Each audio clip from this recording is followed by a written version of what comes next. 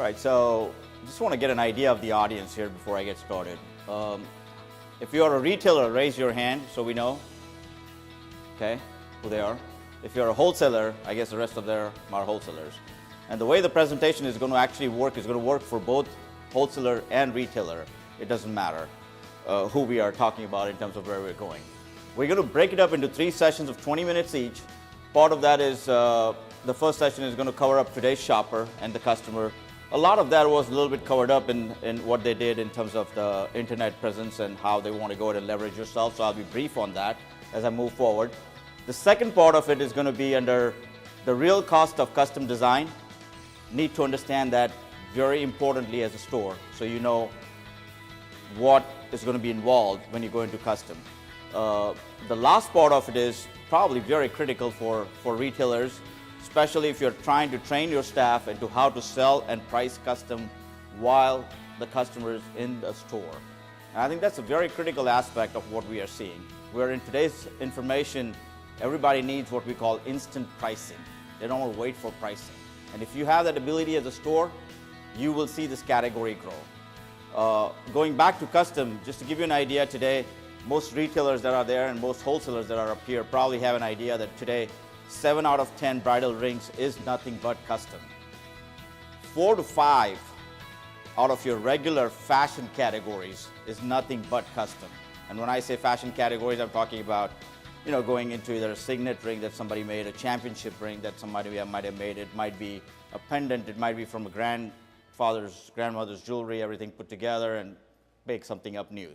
So even 4 out of 5 sales is that. So it's a very large category of what you are going to be doing. If you leverage yourself out correctly into this category, and you need to identify and make this category as part of your presentation, just like you are showcasing everything on your website. Let's say you're doing categories by engagement rings, by earrings, pendants, whatever it is. There has to be what I call truly a designation for a spot for custom design. And if you have not implemented that, that is very critical when you go ahead and start pushing it out so that people understand what your ability is as a store. So based on that, we're going to start off with something, you know, how does your business meet the needs of today's customer? He's still shopping the same thing. Most retailers today are probably in this room are going to say that, you know, I do run into problems where I'm having pricing constantly to fight in terms of where it is going through. But if you look at one thing, which is really, really very critical, when your customer is still shopping out over there and walks into the store, you have what we call a short window of what he might have shown to you either on a phone, or if he has brought a diamond list, you know, he's still not purchased, he's not hit the buy button as yet. So we call what we call is a small good window of opportunity. Now you need to maximize on that window of opportunity is what it is. You have to remember that today's shopper, if he's bringing in stuff for you into when he's walking in, he's already collecting information online, but he's not comfortable buying online. If he ever did that, he would have already hit the buy button and he would have gone and done. The sale would have been there. So the fact that he's in the store with you, you need to capitalize, and to collect, you have to go ahead and give him the data in the same way, which is what a lot of, you know, Tyler also explained in terms of where it is going to come in. So I'm going to skip out on this part of it, which your business needs to be blended into websites, social media interactions, technology blended to give him the same experience that he is browsing online with your own store, which is what they already discussed about it in terms of where it is going to go in through. The more important part of this is the last part up here, which says experience and testimonials of other shopping customers should be something that is always going to be on your web presence. But what I certainly recommend is, because custom is growing as such a large category, it would be kind of nice to have what we call a wall of fame. And a wall of fame within your store, I think, will help you tremendously, because you are actually going to be portraying those stories, the experiences, and maybe the pictures of the pieces that the customer actually has purchased. And that is something that will be very powerful in your testimonial, not only on your web presence, but physically if the customer is in the store sitting and changing on a watch battery. He's looking at it, and he's looking at the category, and he's looking at the ability of what a retailer can do, meaning they can actually customize in terms of where it is going to go through. So this make your message very clear is what we're going to say. And part of that custom design part of presentation is, if you look at how custom has evolved because of the technology in the last 3 years, is phenomenal. So take a look back 10 or 12 or 15 years ago when custom was truly expensive. It is not anymore. If a ring from a manufacturer costs today $600 in your store from any of the companies, whether you order it from Gabriel, whether you order it from Takori, whatever it is that you're going to be ordering it, and you are not a dealer in terms of that product, you still have the ability to create custom hitting the same price point without stocking the inventory. If that message is very clear to your customer, it will make a big difference, because you have to eradicate completely from their mind that custom is not expensive. Custom, in many cases, in upwards of bridal lines like Hearts on Fire, Takori, or whatever Viraggio in terms of where it is, will actually be less expensive to make. And we all know about that in terms of where it's coming in through because of the marketing dollars that have been involved in terms of where it is going through. So if you show them the pieces of the customs that you've created and compare them with online pricing and bring them to the value proposition of what you're creating on a one-of-a-kind pieces with the stories, that here's a piece that you created, you sold it for, let's say, $1,600, right? Now he's browsing in through and he's understanding, he can look at online and he's still finding it for $1,600. But the fact that you customize it with whatever that he needed, it could be something very simple in personalizing it. It could be in the category of bridal. It could be very simple, what we call, could be the months of what we have done in terms of where the month they were getting married. The stones basically becoming that birthstone right up there, bringing into it. In the case of custom, where we did like a job for somebody that is celebrating their 10th anniversary on a large white band that was available for over the counter, the competition place, ready to go get sold. And the customer was their shopping customer for that store. So when he walked in, he says, I found this ring. This ring was $3,600, right?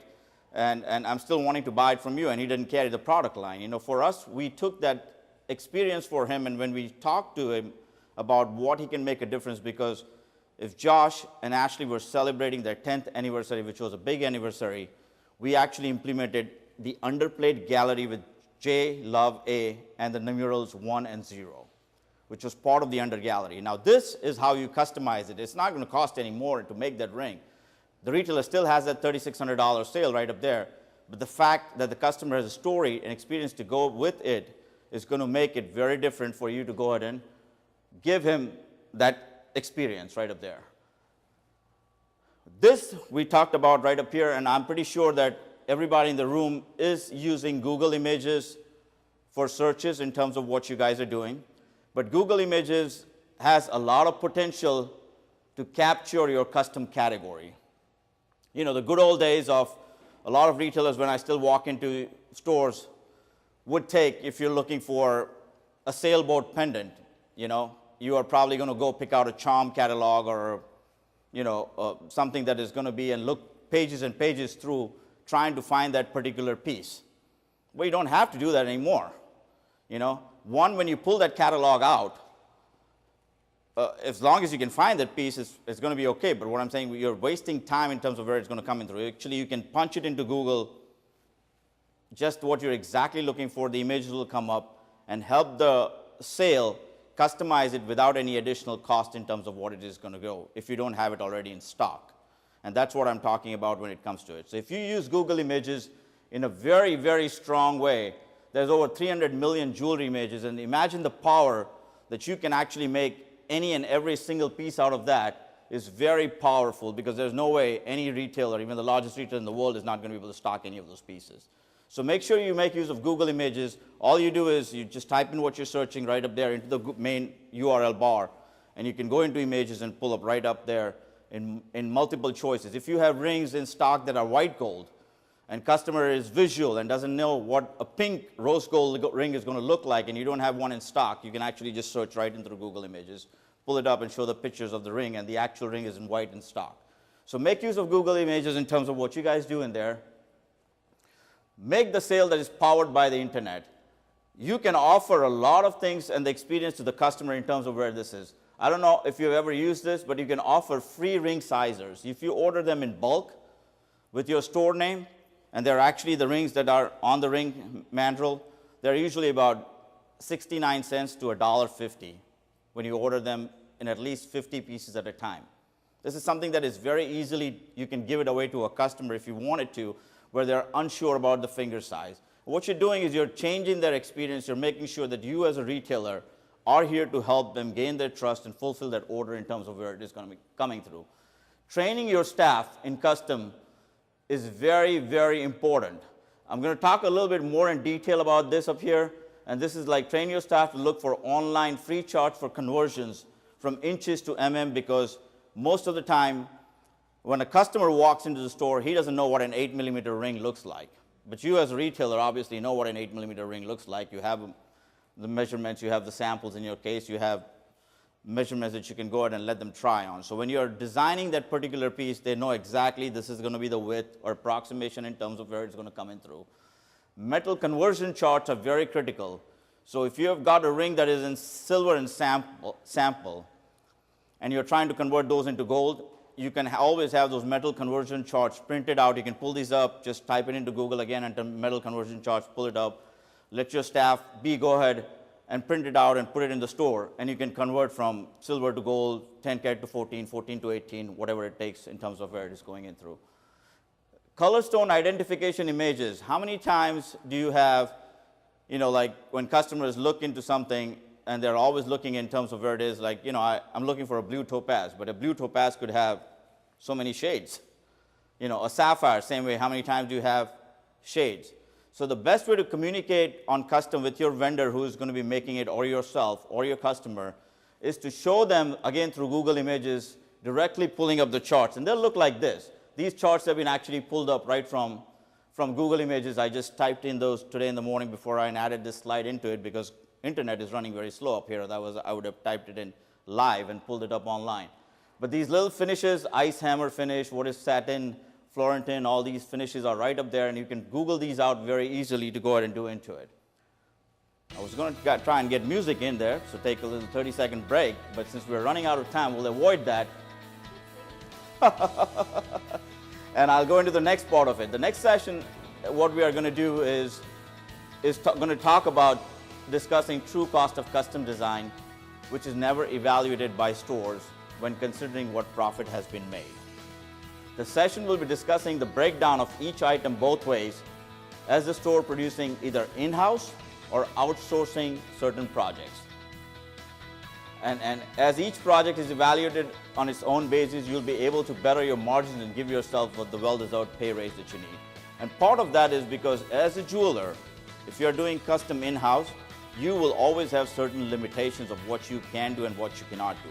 And it's very important for you to understand those limitations. If you're not comfortable setting 81-millimeter stones, that's the job you need to outsource. If you're uncomfortable where there's black enameling that you cannot put onto a piece and it needs 3 pieces of enameling different colors, that's a job you want to outsource. So keep in mind what your ability is to produce in-house, differentiate it from what you want to go ahead and outsource, and that way you will always be able to maximize your return in terms of where it is. And this actually will show you how this chart has been created for the identifying purposes of what a typical store it would cost if you did your jobs in-house versus outsourcing. And this is something that everybody needs to understand. Even if you are a jeweler yourself, or if you have a jeweler on staff that is a CAD designer that is doing CAD in-house for you, you will be paying him, if he's a good CAD designer, roughly about $50,000 a year in salary. You will need a basic CAD software which will cost you about $2,500 a year, and it will cost updates for upgrades almost every year. So keep that as a running cost in mind. A fine 3D printer today that really can print really good in terms of straight going into casting is going to cost you about $25,000. Now this particular cost up here, because it's a large investment cost, I have broken this down into a 3-year term, basically about $8,000 a year. So even if you take that $8,000, keep that number in mind, we'll break it down on the next sheet up there. Maintenance of printer and materials yearly cost is about $300 a month if you're going to be running your printer roughly about 7 to 10 jobs or 12 jobs a month. Even something as small as that is going to still cost you about $300 every single month to maintain that printer in terms of where it is. So that's about roughly $3,500 to $3,600 in cost and breakdown. And of course, you got to keep in mind if you're doing it in-house, the most important thing is the cost of redo projects when something you produce in-house is not done correctly. You're going to go back and have to redo it yourself. If you outsource it, all you got to do is just send it back and say this is not correct. Make it the way it needs to be. You just saved yourself a lot of money up there. The cost of shipping in wrong sizes when stones arrive. This is very critical if you're setting melee and it takes 1.2 to 1.5 millimeter in graduated sizes. And if you don't have enough number of stones and you ordered it based on what you needed and somebody who measured the stones did not measure it correctly and send it to you because they are done in 1 sieve sizes versus half sieve sizes, your piece is not going to look exactly the same way you want it done unless until you use the right sizes stone when you do it and create a quality piece. So you'll have to involve cost and shipping of wrong sizes back and forth. And the number of jobs is what we're going to break it down in. So I'm taking a typical store, and let's say if you're at a typical retailer, and doing $1 million a year, this is where the scenario would be. You would be doing about 3 projects a week in custom roughly, 12 a month, which would break down to 96 jobs total in a year. This next sheet will give you an idea of what we want about in cost. So your salary was $50,000 that you would want to pay either yourself or your CAD designer. $8,000 is your printer cost right up there. $3,500 was your printer maintenance cost, which we figured out a year. It comes out to $61,500 is what it would cost you to do jobs in-house. If you break that down into 96 jobs that you just did, you are roughly additionally already at $640 a unit extra in terms of what you would do. So now think of it when you are taking a piece and you look at it, this is gold, platinum, whatever the metal is. These are the stones that you went ahead and put into it, right? So that's actual physical cost of materials that comes into the piece.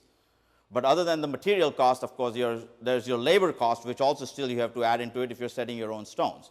So keeping that separate, you are still going to be adding about $640 per unit cost just to increase your cost up there. Now, so think of it in certain respect when you go ahead and do it and when you look at it in terms of when you outsource your jobs for the same thing. And let's say, for us, we don't charge CAD fees, but there are companies, let's say, that do charge CAD fees that are in a regular production, and your materials is your materials, your cost of goods is your cost of goods, your labor is your labor. These are the 3 basic things that are involved in terms of where it comes in through. But beyond that, if you had to pay even up to $240 on CAD per item, you just saved yourself $400 a unit that you produced, putting that money right back into your pocket. So it is something that is very critical when you go ahead and look at costing and evaluating how you want to do custom in terms of where it's going to come in through. Know your limitations, which is what we discussed about. If you're not comfortable handling a job that will take 102 diamonds, setting it up 1 millimeter in stones and set and finish these projects, it's best to outsource them. So that is something that is out over there. Leveraging which jobs to do in-house versus outsource will optimize your profit margin and reduce your headaches when taking in custom jobs. And this is, again, a very critical part of what we do when we go ahead and explain to customers, retailers, our retailers, when we go ahead and tell them in terms of custom, that sometimes something even simple that you might be producing may look simple, but it could be very complicated. In the sense, if you are trying to do even something very simple in a weave band that has got a wide 3 millimeter shank, and it's coming in 4 different weaves, and it's going to be going ahead and putting it in, and let's say you have your own printer. To print that job, average print time is going to be roughly about probably 12 hours, between 9 and 12 hours to print it on a 3D printer. And if that print did not come out right the first time, you're going to have to go back and reprint it again. So these are things that you have to keep in mind when you are thinking of doing custom in-house, which is very critical part of what we do. So these are the other things that we talked about, skills like enameling in different colors, signet rings, which pretty much you have to print them up for perfection. If you try to do hand waxes on them, they'll never come out as crisp and clear like you want them to go ahead and do it. They need to be printed on things. And they need to be printed on a high resolution printer, with low microns. That will take about 3 hours right up there. And of course, avoiding certain situations. This was something that I had a conversation, and I added this slide actually in the morning today, which was not in my presentation initially. And this was part of the fact that when I was talking to a customer in the morning today, the fact that she brought it up, she has counter sketch up there. And she says, Anish, how do I go ahead and change this? This is what has happened with me, in the sense I have wasted about an hour of my time each time this customer comes and started on a project. 4 times. And I've gone 4 hours into it, and today I got an answer after 4 hours. Let me talk this over with my husband. I don't think so. I'm ready to do this right now. That's time. That's time that is lost that you'll never gain back. And to avoid these pitfalls, what you can really, really do is after your initial conversation with your customer, you get something very, very important in terms of points, which is what we call everybody has a budget. They might not be willing to give you one. But if you look at a job and if you tell them, well, let's see, it's going to cost you $1,800 to make this ring. And she really doesn't have $1,800, and she's thinking more like $1,000, then you need to be at the drawing board with her to fulfill her order in that price range. And we go both ways. I mean, there might be customers that even actually go upgrade and go from $1,800 to $3,800. So there are 2 types of customers. But to avoid all of that pitfalls, the number one thing that you do is after your initial conversation of pricing, budgeting, and meeting the budget within the constraint range that you're given to the customer is the next step. Is very critical. Go ahead and take a deposit. It could be a very, very small deposit, $200, $250. It's a good faith deposit, but it eliminates the process of you running and creating these 4 different designs and wasting 4 hours of your time, and the customer saying, I'm not even ready to move forward. So these things, if you can easily, are eliminated if you handle it correctly right from start one. Basically, this is a good example, and I'm going to put this out. This was one of the Facebook testimonials that was put up actually on the RGO Facebook page for one of the retailers that we were handling a job. And this is a good story to share, and the reason why I'm sharing this story is we all have these customers. They actually got in Ross Simon's catalog, and she showed up a snake bangle. And the snake bangle was actually retailing in the Ross Simon's catalog for $1,200. Now, you talk about 100 stones set in a bangle for $1,200. That piece is going to be a very lightweight piece. It's not going to hold up, no matter how you wear and tear is going to be. So when we talk to the customer, the first thing we told the retailer is, I can make you this bangle, but one thing I won't vouch for is that the stones will stay in place because of the weight that is going to be assumed that is going to come out from this piece. But to do it correctly, when we went ahead and told her what it's going to cost us, it was going to cost us $1,200 is what we quoted the retailer to make that piece. The piece was selling at $1,200 in retail. What she overcome up here was she knew that the customer is very rough on her jewelry. And she mentioned that you can go and compare and look at the bangle itself, and you'll feel how flimsily made it is in terms of it, because if a $1,200 retail bangle is got to be at least $600 cost, and you're talking about a bangle, it's never going to hold up with 100 stones in it.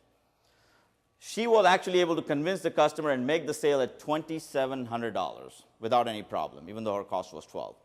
But explaining the process of where it is going in through was very critical, and it's not easy to overcome those boundaries. All that is the customer wanted to see was the fact that she wanted that bangle. It would be great to meet the price point, but she wanted also a piece that she can wear for a very long time without it breaking apart. And these are critical things that need to be understood when you go out and take care of that customer in custom. So when they bring you these pictures, and a lot of that is coming in, we are seeing a lot of that coming in from Etsy lately. and a lot of other places on web where we get requests coming in from retailers, and the ring is actually priced out at $1,200 with carat and a half worth of diamonds and VS stones. Well, you and I know as jewelers that that is not possible. But the shopping customer, to convince him on that, is very, very critical, and that's where your education comes in handling custom in terms of where it is. And if you explain to him in detail in terms of what you can do for it and how the piece is going to be done right, 8 out of 10 times you'll get the sale. Those 2 times that you won't get is because the customer is price focused and that's all they want in terms of where it's going to go through. We were going to take that break, but we won't take that break right now again. So that's the reason why I had it up there. Pricing custom is tricky, and it takes skills and training for your staff. But once we have the recipe for pricing custom while the customer is in the store and wanting answers right away, you will be able to give him the confidence that you can actually build any piece for them right there and there. You have to remember that today's customer, and even for us, when we look at it, Google almost gives us instant answers for everything. We might not be ready to do the piece right now, but it's very important to go ahead and be able to price things out or provide information to the customer with pricing right away, almost within what we call the first 5 to 10 minutes of the conversation, if the conversation is going in through. And that is going to help you gauge the customer, that is going to help you lock the customer and move on to the sale. So how do you price custom, basically, or teach your staff to do that in the store is something that we're going to learn in the next slide starting over. Basically, you can take, we all have jewelry in our showcases, and it's difficult to train employees sometimes to price custom. So let them go through this exercise is what we call it. And we do this for ourselves, even when we hire employees. And what we do is very simple. We go ahead and break it down. First of all, you need to understand gold weights. If you can determine a gold weight just by looking at a picture, you will be able to almost estimate it within what we call 10 to 15% plus or minus. As jewelers with 30, 40 years of experience, it's going to be a whole lot easier, but you got to remember somebody that has come in with 3 or 4 years, it might be difficult for them to do it. So when you go ahead and tackle that training, you go ahead and divide your rings into lightweight, medium weight, medium heavyweight, and heavyweight jewelry. And the next chart will actually show you what those weights are going to be. So if you train your staff and tell them, anything that is lightweight, 6 grams or less, tell them to pull up 3 rings randomly from the cases that you have that are live. Put it on the gram scale. Let them learn it. If they know this ring is 4.5 grams, if they know this ring is 2.5 grams, if they know this ring is 5 grams, they will start learning how to guess the weight out very easily in terms of where it's going to go in through. Medium weight rings we call are probably going to be in the category of what we call 6 to 12 grams. And part of that is most of the medium weight pieces are going to be mostly your bridal sets that are going to come in because they're 2-piece sets. So with those 2-piece sets, if you're a finger size 6 and if it's a decent ring, you're at least going to be about 6.5 grams, 7.5 grams, 9 grams, depending upon the piece. But if your employees or yourself, if you go ahead and do this and constantly do like about 3 pieces every day in these 4 categories, in about less than 10 days, you'll be very comfortable in estimating the weight of almost any piece merely just by looking at the picture. And train your staff to go ahead and do that. The medium to heavyweight rings are 12 plus grams, but 20 grams or less. Those are probably going to be what we call mostly men's rings and white bands that fall into that category. Heavyweight pieces can be complicated. This is one thing that if you ever go ahead and do it, you don't want to turn that over ever to your staff. Even retailer jewelers, when we see them sometimes even with 30 plus years experience, when they send us a picture, they are actually looking for price because it's very difficult if you're making up a large cross that is on a 20 millimeter by 48 millimeter. It's almost a 2-inch piece by almost 1.5 inches. And these pieces will, if they're heavy, they will get complicated. So the heavy weights is something that you want to wait and let the manufacturer run the cost up for you. But the other 3 categories between light, medium, and medium to heavy, you should be able to do it within your store itself once you start guessing the gram weight out on the pieces. And just for the fun of it, I'm going to go ahead and try and do this, and let's see, there are retailers out over there, but I'll take about 3 guesses. Let's see, on this slide, I've eliminated the gram weight. This is one of the CADs that we did. It's 13.8 millimeters, and it's a finger size 8 in 14 karat gold. It takes fairly large diamonds. It's taking a 3.7 millimeter in the center, and then 3.5 and 2.2s, and then, some bead work on it. And you can see the shank is pretty thick in terms of where it is going to go through. So give me an idea if you were to guess, and I'll point out what you think would be the weight on something like this. 12 to 15. 12 to 15 is a good guess. I need one more guess from anywhere in the back. Let's see. 14. Pretty good. So it's a good thing that we have jewelers out over here that are actually really good at it. You'll be amazed as to how right you guys just guessed it. Good job.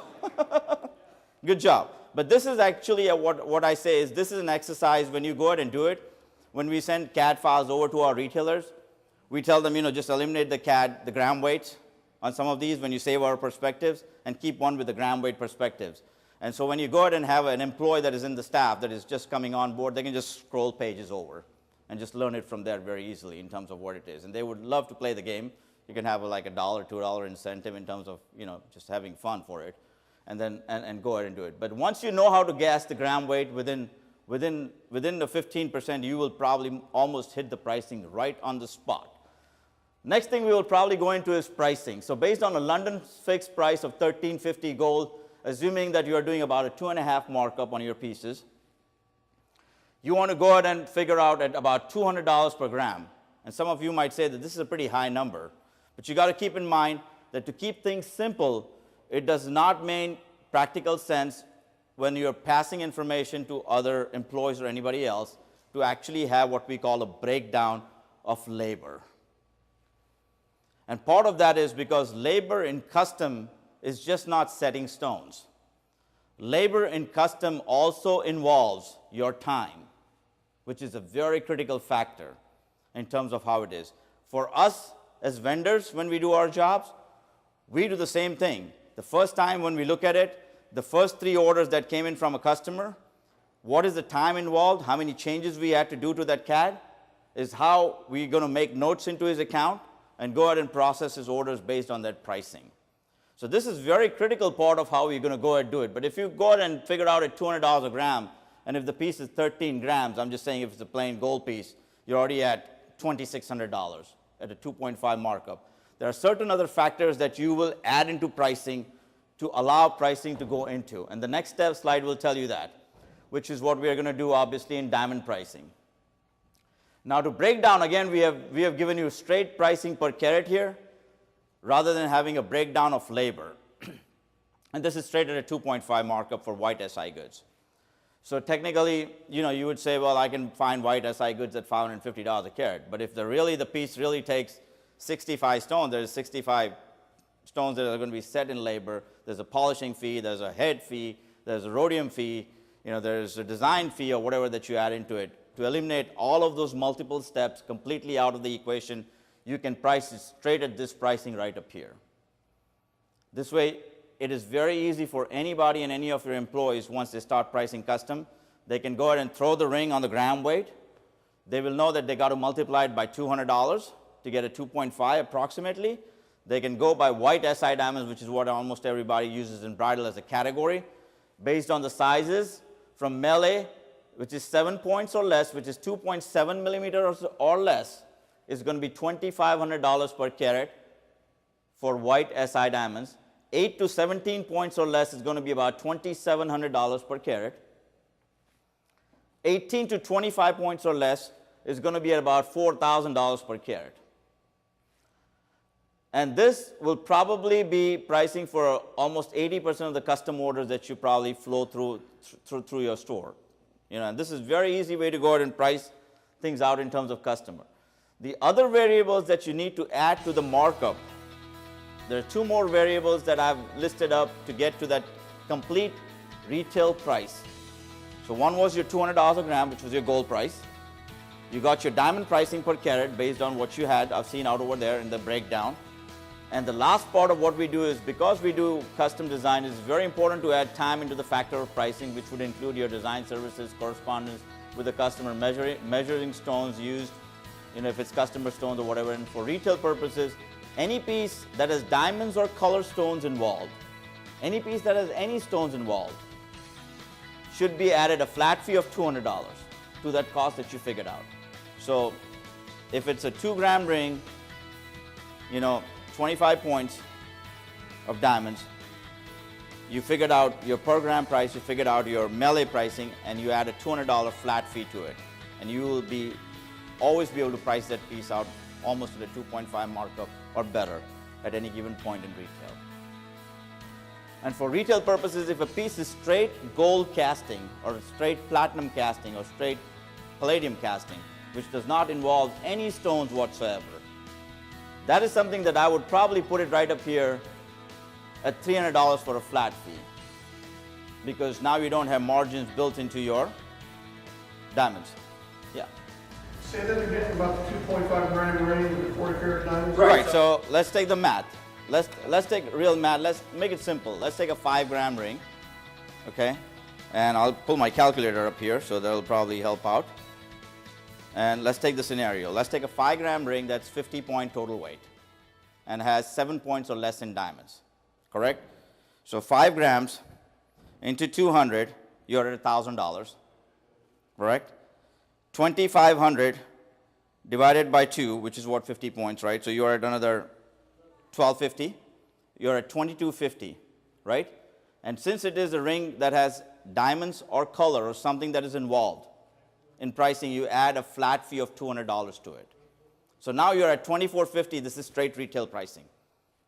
At $2,450, you can sell that ring. It's going to cost you a lot less, and it's going to give you enough margin and markup, right, built already into the system. Then you're guessing it's going to cost $975 is what it'll cost you in terms of producing the ring out. And that is in custom. That means it is total, complete custom piece from start to finish. So that will give you the pricing in terms of where you need to go into for pricing. So keep in mind these two variables are very critical. If it involves diamonds, don't forget to add the $200 at the end. If it does not involve diamonds, make sure you add the $300 fee at the end. Right? And then, of course, we get into the last part, which is where we go into, you always want to create an attractive gallery on your tablet or screen. It's very important. They talked about websites. So I'm not going to go into detailed part of that.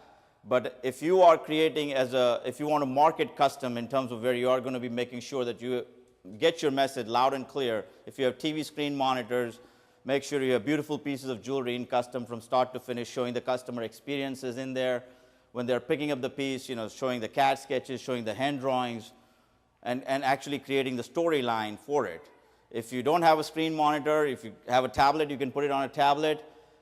Idealistically, if you have none of these two, what I would probably recommend is just get those files that anybody has done for you, printed them out, and actually create a wall of fame back again. And this is a great way to go ahead and market custom while they're watching and waiting on watch batteries or repairs or anything that they pick up in the store, because it gives them ideas to bring in their old jewelry and help recreate and market custom in terms of where it's going to go in through. And there's plenty of images in terms of what you can pull up. I mean, you can pull up images from a lot of things. Actually, it's online as well. Even if you've never done custom, you can actually pull up CAD images from online. You can just search in Google and CAD images and create the storyline. Because all you're doing is sending a message out in terms of what you're going to go ahead and do it. Setting up your pricing structure, it's very important. Our custom design services start from $495 on a finished piece and higher. If you notice something, this is very important. You might want to put it up on your website in terms of where it is. And this is sending a direct message that custom is not expensive. You could start something in custom from start to finish in gold for as little as $495 retail and move forward with that, or silver, or whatever it is. But this gives them a starting price point in terms of where it is going into and getting the message across the board that you can create custom for a whole lot less in terms of where it is. And of course, the last part where we did is keep a sign-in book for your customers to sign in with an image attached to the page and message that they can write before an item is picked up from the store. And that should be your printed sheet, allowing you to market the piece that you did as a release. That is it all right for us to go ahead and use your piece, your image, and make sure we can put it on social media for you. It's just kind of nice. You just have a standard sheet ready, and all you got to do is when you give them the receipt for your pickup, when you go ahead and do it, at that time, just let them sign it off of it. And they'd be more than happy. You can tag them into the social media and stuff like that. But basically, you are creating a story and marketing in terms of where it is going in through, you know. So it's very important in terms of where you go ahead and get that done, because as you start more and more of marketing custom into it, you will start seeing, you know, stores that we have started off at about maybe 2 designs a month. The minute they start marketing custom, they do roughly with us roughly about, I would say, between 8 and 10 pieces a month very easily. Some of the higher volume stores probably, once they were doing about 6 or 8 pieces in custom a month, are probably at about roughly about almost, I would say, between 15 and 18 pieces a month. That's a piece almost every other day. So you always have something working in the pipeline. And the best part about it is, you know, this is all pre-sold items. I mean, you don't have to stock anything in there. You know, I mean, it's something that you're going to collect your money before you sold it. So that's part of the custom is what it is. And that's the ending session where it is. So take this category of custom design seriously, because it's a very large growing category, and it will help increase your margin dollars, and it'll give you your best return on your investment in terms of where you are going to go through with it. It's got basically zero investment in cost, and all you're doing is working off of product images. You know, there's ways that you can do what we suggest in terms of where it is, where you have a customer that might be, let's say, an unsure customer looking at a funky ring in terms of something very different, and it's going to be produced in platinum, to avoid a mistake and a blunder of actually having a $3,500 piece that might not look right. It's very simple to cast that piece in sterling silver instead of a wax, because waxes are very uncomfortable when customers can't try it on their finger in terms of finger size. If they're fragile, they'll break. But a sterling silver sample will not break. And you can, for as little as 75 bucks, you can cast it, print it and cast it for 75 bucks. And that will avoid your larger jobs where a customer is particular, making sure, you know, well, when I close my fingers, is it going to hurt me? You know, is it wide? Is it too wide? So all these things that are out over there is very simple to implement in terms of custom when we go out and do these. And for $75, there's so many number of times that we have avoided what we call $5,000 or $6,000 mistakes in custom. So keep that in mind. That's a very, very easy tool in terms of where it is. I want to thank you guys for being here. I want to thank the sponsors for doing this up here. And thank you, Polygon, for arranging it out over here. You know?